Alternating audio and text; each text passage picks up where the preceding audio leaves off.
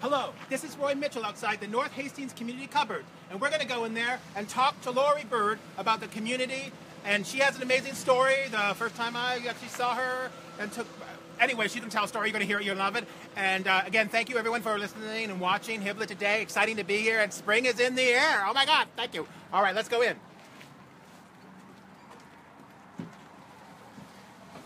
Hello, Laurie. Welcome to this beautiful community cupboard. And we have more people. Jay's in the back. And, oh, tell me your name again because I forget everything. Julie, all right. So, Laurie. Hi, all right. So, how is this cameraman Ken? Perfect, he says. All right. It's so beautiful in here. Thank you. And before we start talking about in here, yes, we actually have that story because this is the story, and keep it short, but because it's a really amazing, inspiring story that when I first heard you say it, I've heard you say it a few times, and it always makes me think about activism and how one person can make a difference. And Damien, this is for you. And so, yeah, so could you tell us that story?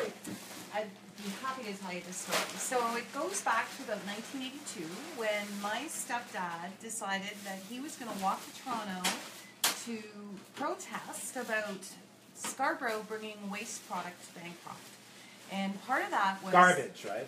No, no, it wasn't. It was toxic waste. Toxic waste, uranium. Yeah, well, we have uranium. I don't think they were bringing uranium from but Scarborough, some toxic but shit. It was toxic. Okay. So he walked to Toronto, and before he did that, he notified the media that he would be bringing a dump truck full of our toxic waste, which would have been uranium, to City Hall. So that's what he did. He started to walk, and as he got closer, the media got a little more involved, and basically when he arrived, there was SWAT there was all sorts of police there, and media was there, and they were ready for a big truck. And he walked up with his knapsack, and off he took his knapsack and pulled out a little toy dump truck and placed it on the ground and proceeded to take out dirt from Bancroft. Now, of course, everybody down there didn't know what to expect, but they were concerned that he was actually putting radioactive waste on Queen's Park. So, anyway, the SWAT team, actually the police arrested him, and then the SWAT team proceeded to very carefully try to remove the dump truck. And it was quite funny to see the SWAT team with a string attached to the wheel, pulling it ever so gently so it wouldn't tip. And of course it tipped. But wouldn't they go and follow him coming from Bancroft? Like, a guy walks up with a backpack. You're kind of going to give up then. Yeah, well, they started to pay attention to him as he was heading onto the 401 for sure. They had actually tried to block certain areas so a big truck couldn't come in. But then they realized he actually wasn't in a big dump truck. He was walking. They still watched him, because he was a threat. So, you know, the end of this story is that Scarborough did not bring their waste here to Bancroft. So, amazing. Wonderful ending. So love this story. Yeah, one person making a big difference. But, okay, and then you've been inspired by this, obviously, or something, because here you are, the manager of the North Hastings Community Cupboard, and, you know, and you're an amazing person, you're an activist, you do a lot of stuff in the community, and you're a very important person. How do you like? Does that make you feel good? And all right, and so we're in this new space, and you all are very proud of the renos, I think. Yeah. So can you tell us about the renos? Well, where you guys are standing right now, this was pretty closed in, and one just foyer. This window was not here. This was all one wall, and our members would come in, and they'd have about 2 or 3 seats that they could sit on. And then they sat over by this heater, and we would ask them what they wanted. And this was all closed in. Nobody could see the food, and it was hard for the volunteers to maneuver as well. So since we've done the changes, we've just gotten a huge response from our members at how much they love it. You can sit here and have food. Yeah, and there's snacks out. Look at that. That's like lovely. Snacks. So, and there's hot soup. Yes. There's hot soup. Now But, did you have more renos to say? Let's go behind and you can show us the renos from there. Now that, come on in. Now that we have stainless steel, we are able to offer a crock pot of hot soup to our members. And Jay's the soup man? Jay is our soup man. Right. And we do that in disposable at the moment, but we're working towards eliminating all plastics, including plastic bags. Right. We're encouraging our members to bring only cloth bags, and so that's exciting too.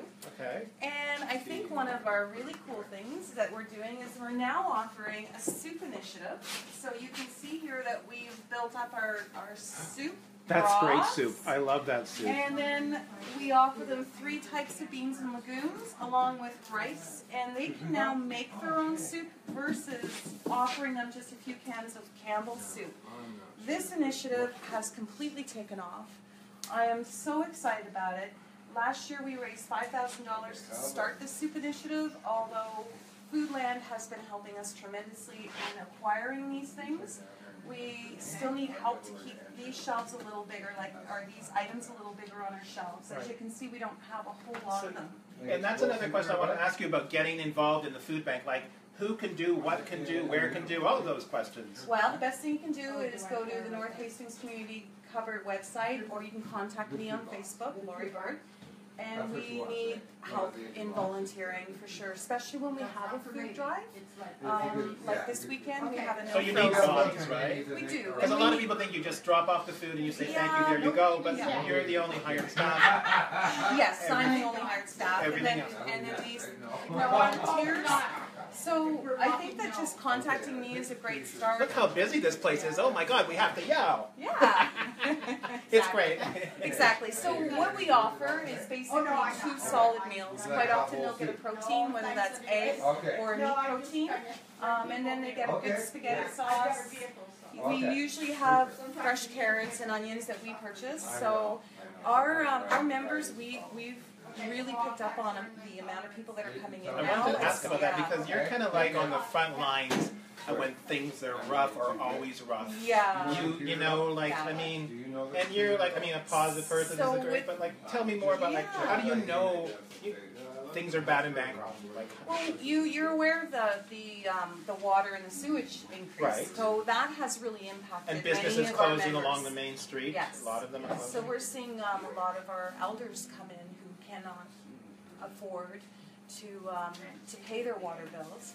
Also, we're only allowed to let our members come twice a month. A lot of people don't know that we keep them on a system, on the computer system. So I'm feeling like people need to come more now because of this increase in our water and sewage. So we're seeing about a 40% increase this winter. That's what we have seen. And it was a long winter. Our budget doesn't actually allow for that. So we're looking to raise money and help us get through next winter. Summer's a little different because we have our gardens. That really helps. And with the soup initiative, although people won't. Soup is great in the winter. Oh my God, it's that great in the warms winter. people up. Yeah. All right, so I think this is an amazing thing. I think you started with an amazing story. I think Bancroft's an amazing community. Amazing, amazing, amazing, right? I can't say it enough. And so I want to encourage people. We'll link to below so people can see how to get involved and you know, whatever they want to do. So thank you for that. And I also wanted to announce that tomorrow there's a media launch, so we will be there. Maybe, right? Maybe. Sometime, no, it's at 3 o'clock at the Place for the Arts on Bridge Street in the Theater District. And it's going to be the media presentation of the water report that we covered, the Water Town Hall. Big, long name, but it's the media report. There's going to be a video. There's going to be the report, and there's going to be the partista if you need coffee. There's going to be art to see. And I hope people go, and congratulations to everybody for doing that. And what else can I say except cameraman Ken and I, Roy reporter Roy Mitchell, are going to leave by the back door. All right, thank you guys. Thanks, Roy. Bye-bye. Bye-bye. Thanks a lot, guys. You guys are awesome. Okay, was that live? That was live. That was live.